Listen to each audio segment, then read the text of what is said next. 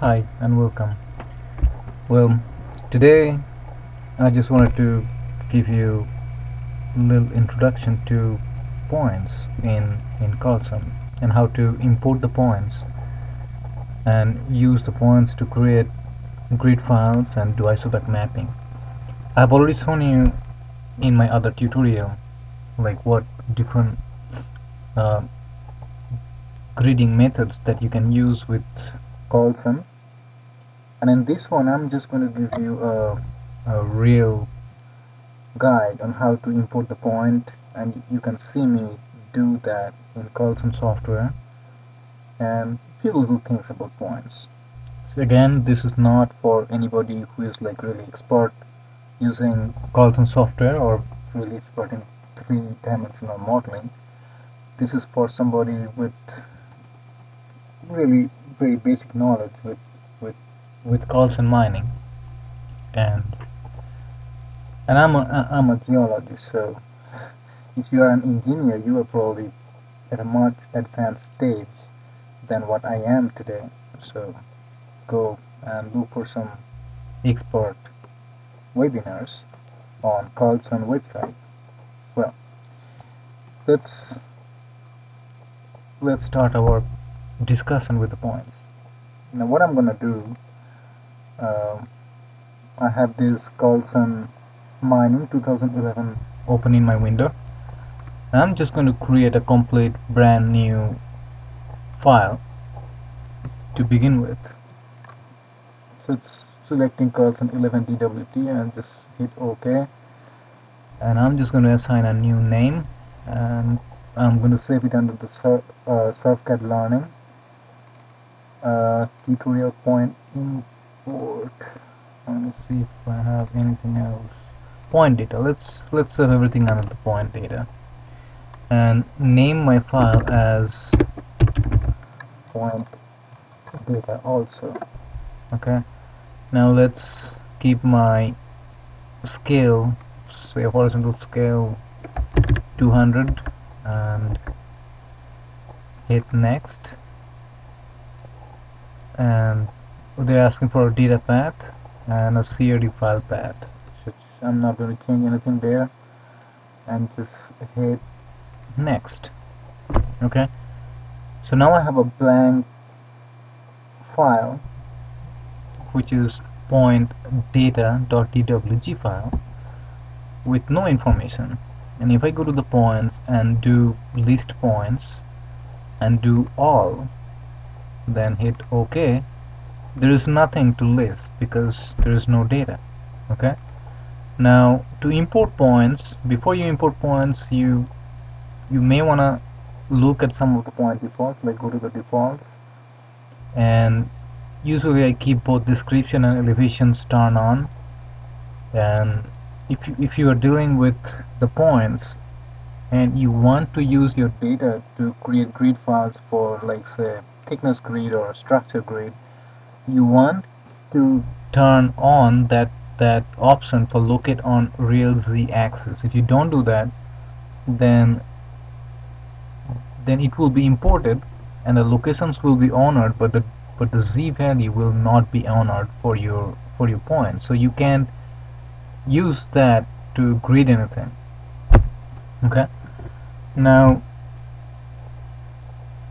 then attribute layout ID, there are a whole bunch of different options, like there are different way of presenting your data. Like if you choose 3, you have that kind of description.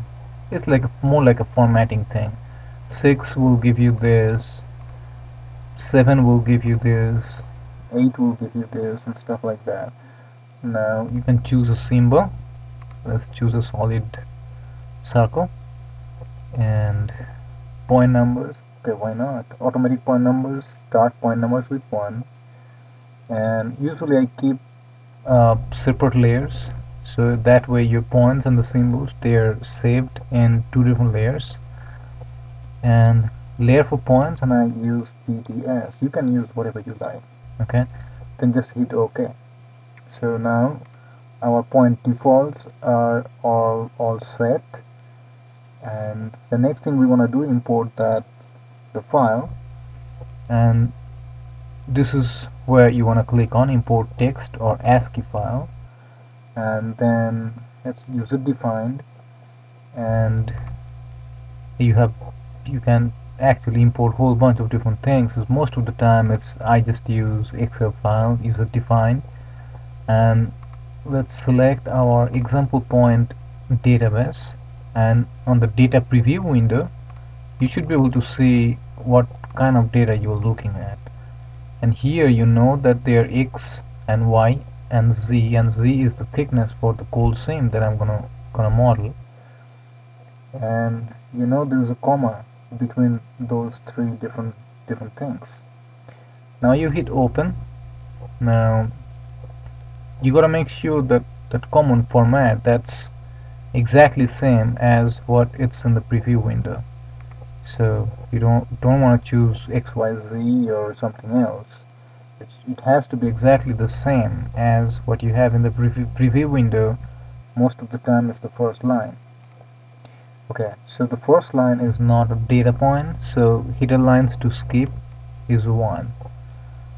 I think everything else looks good, and I say okay.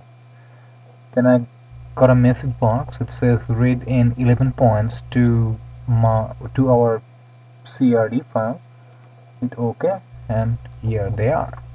So now what we just did, we imported our database, which is just basically an Excel file. And actually, let me just go to that Excel file, point data, example point database.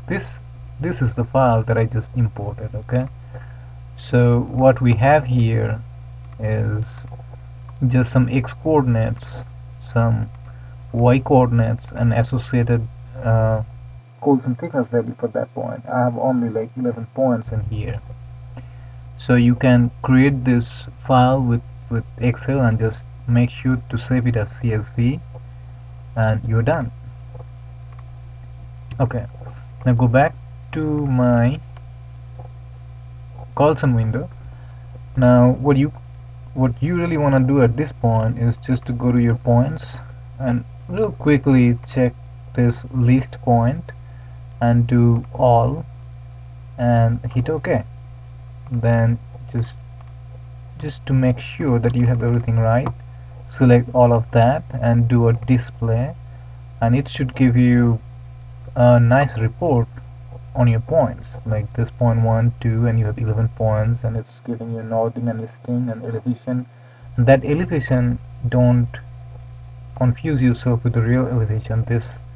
It's a fake elevation. It's the elevation, it's the thickness of the cold seam that we are trying to grid.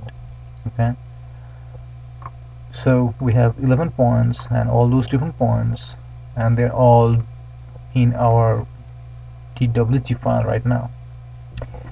Okay, now before I start grading, I typically I just draw a kind of a border for my grids. So let's say that's my border. Okay, now it's just a triangle that I drawn, and now we're ready to grid.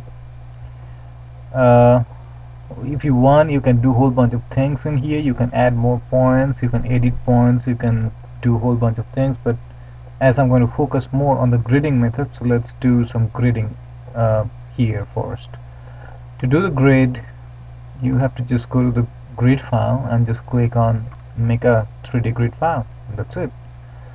Now what name are you going to save the grid file as? Now we know there are 6 different gridding methods, and the first one we are going to do is the triangulation. So I typically put the method first, and then I'm going to use 10 by 10 cells for my grids. So I put that information in there, and then it's isopach. So isopach, I put that also in my file name, and it's coming from point data. So you may have it, you may not, it's up to you. Then you click OK to specify a file with supported extension, so that's .grd. Now you have this, the next window, and here the low to high, and we know our maximum thickness of the coal is 6, so we can change that to high to be 10 feet. And modeling method, we said we are gonna do the triangulation, so it's selected.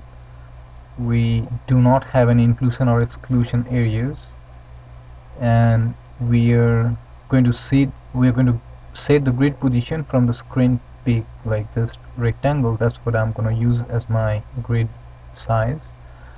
And number of cells, I don't usually use this option at all. I always use dimension of the cell, and I'm going to use 10 by 10, and it's already in my file name, if you remember. Then I hit OK, and it's asking me to pick the first grid corner. So I'll go there and choose my first grid corner, and I'll do my second grid corner right over here. So I have just chosen my my grid, and now it's asking to select point and lines and polylines and faces to grid form. So I'll go outside my grid area and choose everything in between. Now everything is good, except it has also chosen my rectangle line, which I do not want to use because that line has elevation of 0 probably. So I want to hit Control and select it. So no, I have to do select and hit it. So now it says 1 found, 1 removed, 33 total. Yeah, that's what we want. Next, hit enter, and it says writing grid files, and now we have a grid file which is triangulation 10.10 isopach point data grd. Okay, so first thing I want to do is to do an isopach map. Okay, again you go to the grid and you do contour from grid file. Okay, and just hit enter twice, and here's your grid file that you have just created. Open it, then contour layer, I'll say try cont, then contour interval, I'll say every 0.5 feet, give me a line. Index contours, triangulation con index, label contours, triangulation label, and I'm not going to change anything else. Let's just hit OK. Hit OK, and it's asking me for starting depth 1 feet. Yeah, that's fine. Ending depth 5.9. Yeah, that's fine. Okay, here are my isopach lines. But now if you remember my presentation, that I already told you that if you're using the triangulation method, it's an interpolation method, so it's going to interpolate your values in between any given points, like any 2 points, but it will not extrapolate outside these points. So here you see my iso lines, they actually stop at the edge of my data points. Okay, now what I'm gonna do, click on my layers, then I have my triangulations, they're all in here, these three. Let's see if I turn this off, and this off. Okay, so it's, your lines are gone. Okay, but it's still in my file. So I'm gonna show you to grid in 2 different methods, or maybe one more. Let's try the linear least square, which is my favorite method. It's LSS. Again, I'm gonna do it 10 by 10, and it's coming from point data and .grd. Okay, now this is your linear least square. Pretty much everything else is same, and in here what you can do because we have already created a grid file and we want to make our file exactly the same, we can choose this one from another grid file, set the grid position. Okay, and we click OK, and it's asking for which grid file. So this is the grid file we're gonna choose. Then hit open.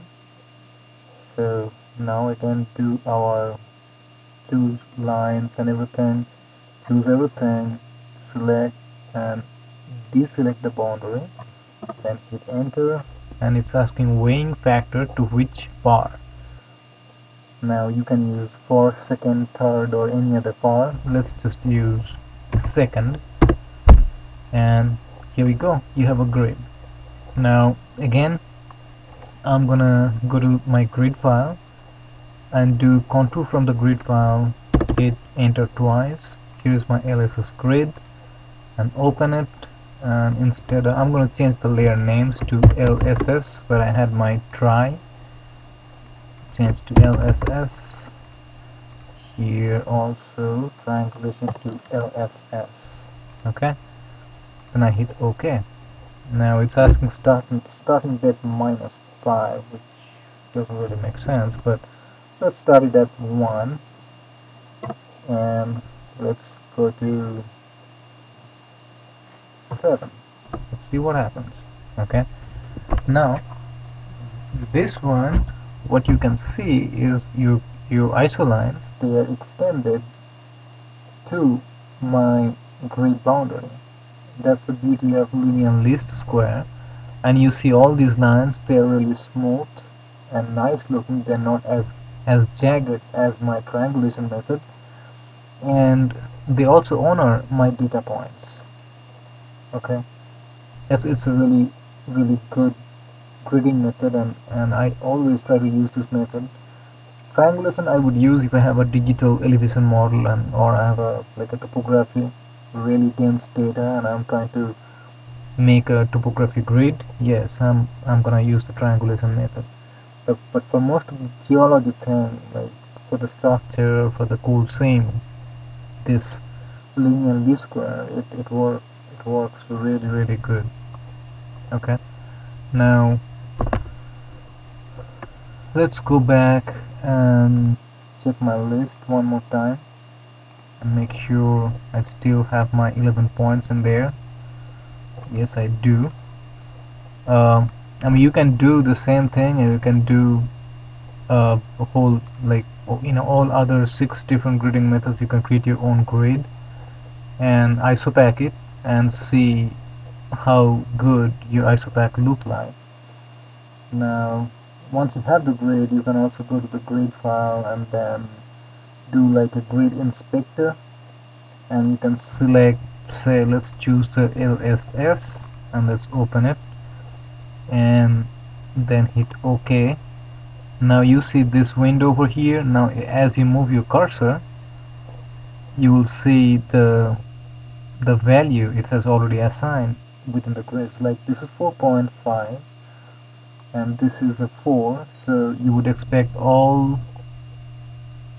points in between are between 4.5 and 4.